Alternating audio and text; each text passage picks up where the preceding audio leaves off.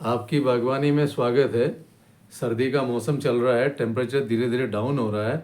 तो आपकी बागवानी में, किचन गार्डन में लगाने के लिए जो फसलें हैं, उनमें से एक मुख्य फसल है लहसुन, जो हमारे मसालों में भी काम आती है और रोज़ के खाने में भी काम आती है। अच्छी है ये सेहत के लिए, कोलेस्ट्रॉल कम करने के लिए, वायु कम करने के लिए, और जिनके लोगों के जोड़ों में दर्द है उसमें भी आराम करती है। तो लहसुन लगाने के लिए आज की तारीख में अगर आप देखें तो मोटे वाले लहसुन भी आ रहे हैं और थोड़े बारीक वाले भी आ रहे हैं, लेकिन बाज़ार में ज़्यादातर मोटे वाले लहसुन हैं और वो अच्छे भी आ रहे हैं, हेल्दी आ रहे हैं। तो आप एक क्यारी में 5 फीट चौड़ी और 10 फीट लंबी जो क्यारी है उसमें आप लहसुन लगा सकते हैं, और उसमें लाइन से लाइन की दूरी लगभग 15 सेंटीमीटर रख लीजिए, और उसमें फिर लहसुन बोने के लिए जो लहसुन से लहसुन की दूरी है वो करीब 5 सेंटीमीटर या 7 सेंटीमीटर रख दीजिए। 2 इंच 3 इंच की तो दूरी उधर कर दीजिए आप लहसुन से लहसुन, और लाइन से लाइन की दूरी 6 इंच या 7 इंच की आप कर सकते हैं। तो इस तरह से आपकी एक क्यारी में लहसुन हो जाएगा। 1 किलो लहसुन लगाने के लिए से बीज पूरा हो जाएगा। लेकिन ये 4-5 महीने बाद में ये तैयार होकर के जब निकलेगा, तब आप इसको स्टोर करने के लिए इसको सुखा करके इसकी बंडल बना करके रख सकते हैं। ये हर समय आपके घर में काम आ सकता है। इसके अलावा जो बीज से बोई जाने वाली फसलें हैं, उनमें जो किचन गार्डन में लगा सकते हैं, उसमें मूली है, गाजर है, मेथी है, पालक है, धनिया है। तो इन चीज़ों से मटर बो सकते हैं आप। अगर आपके यहाँ बंदर का प्रकोप है तो आप मटर ना लगाएं तो ज़्यादा अच्छा है, क्योंकि बंदर उस पर बहुत ज़्यादा नुकसान करता है। तो इस तरीके से मूली तो आपकी 30 दिन 35 दिन के बाद में आने के लिए शुरू हो जाती है। शलगम हो सकती है, उसके पत्ते प्रयोग कर सकते हैं, उससे भुजी बन सकती है। तो इस तरह से जब आपकी क्यारी कोई इस तरह से बनती है तो उस क्यारी में आप अपनी तरह तरह की चीज़ों को लगा सकते हैं। अगर आपके पास क्यारी की जगह नहीं तो अपने ग्रो बैग में या आपके इसमें लगा सकते हैं, आप पॉट प्लांट में भी लगा सकते हैं। टमाटर लगाए जा सकते हैं। अब जो बाकी पौध से लगाने वाले पौधे हैं वो टमाटर लगाए जा सकते हैं, और कोल क्रॉप्स में जैसे आपकी कॉलीफ्लावर है, कैबेज है, ब्रोकली है, नोलखोल है, जिनको हम पत्ता गोभी, गांठ गोभी, फूल गोभी और हरी गोभी भी कहते हैं। कैप्सिकम का भी पौधा लगाया जा सकता है, तो हरी मिर्ची लगाई जा सकती है। तो इस तरह से हम अपने क्यारियों में काफ़ी सब्जियों को लगा सकते हैं। आलू भी लगाए जा सकते हैं।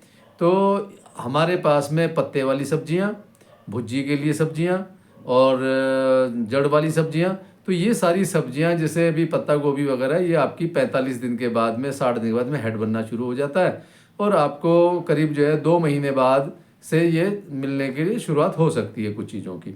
पालक आपको जल्दी मिल जाएगा, मेथी जल्दी मिल जाएगी, और धनिया भी आपको जल्दी मिल जाएगा। तो इसी तरीके से, लेकिन इसमें एक चीज़ मेरी विशेष रूप से आप सब लोगों से कहना है, सरकार भी इस चीज़ का बड़ा ध्यान दे रही है, क्योंकि सभी के स्वस्थ जीवन और पर्यावरण को अच्छा रखने के लिए हमें जैविक का सहारा लेना ही पड़ेगा।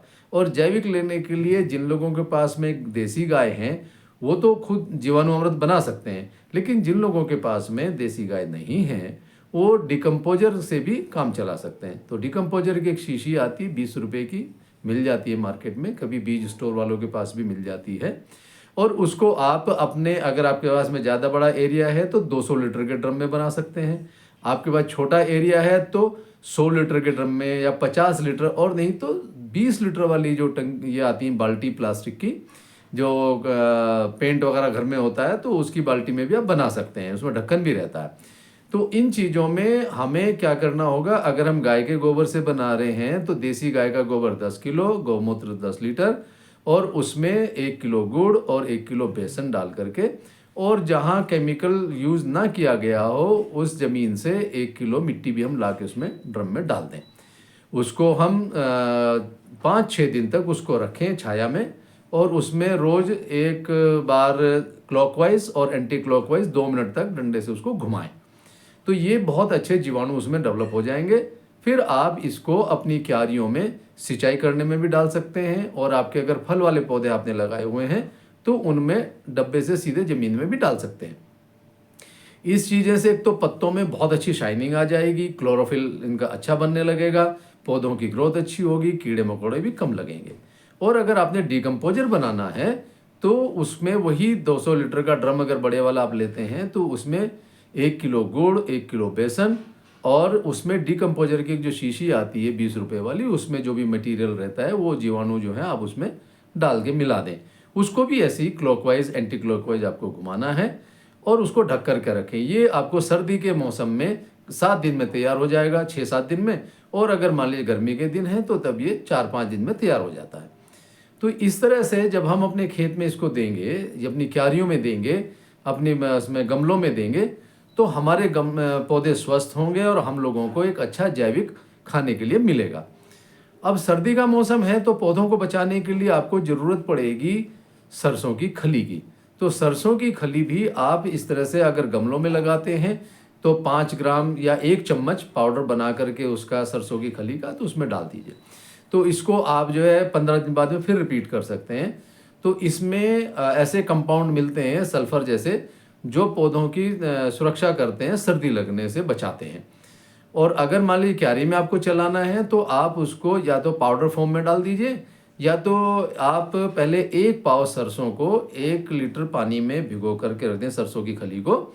और उसको फिर आपकी जो भी सिंचाई का फवारा है या आपके पास में बाल्टी से आप डाल रहे हैं तो उसमें मिला करके घोल में पतला करके उसको, अगर मान लीजिए आपने एक उसमें डालना है बाल्टी में, तो एक के साथ में 10 गुना या 20 गुना पानी मिलाना होगा। आप 1 कप लेंगे तो 20 कप उसमें पानी मिलाना होगा। तो इस तरह से करके अगर आप उसकी सिंचाई करते हैं तो माइक्रो न्यूट्रिएंट्स का भी कार्य होगा और उनसे सुरक्षा भी हो जाएगी सर्दियों से। अब इसके अलावा जो हम करेंगे, जो कम मात्रा वाले हमारे बर्तन होंगे, जैसे आपके 20 लीटर वाली है, तो उसी रेशो में इसको कम कर लिया जाएगा कि जहाँ पर गोबर हमारा 10 किलो हम ले रहे थे 200 के लिए, तो वहाँ पे हमारा 1 किलो से या 2 किलो से भी काम चल जाएगा। लेकिन डीकम्पोजर की एक ही शीशी काम आएगी आपको। और जब जैसे आपका इसमें गुड़ और उसकी बेसन की मात्रा कम हो जाएगी, 100 ग्राम गुड़ 100 ग्राम बेसन लग जाएगा। तो इस चीज़ों को जब आपका ख़त्म होने लग जाए, थोड़ा सा बचे, तो उसमें दोबारा फिर से गुड़ और बेसन और पानी मिला दीजिए। उसमें बार बार फिर से आपको डीकम्पोजर के लिए वो शीशी मिलाने की ज़रूरत नहीं है। तो इस तरह से किसान भाइयों और बागबान भाइयों और सभी जो देख रहे हैं, आप लोग अपने पौधों की सुरक्षा कर सकते हैं और अपने किचन गार्डन से हर तरह की आप फल सब्जी ले सकते हैं। अभी के लिए धन्यवाद, और अगली वीडियो में हम अगली और चीज़ों से आपसे बात करने आएंगे।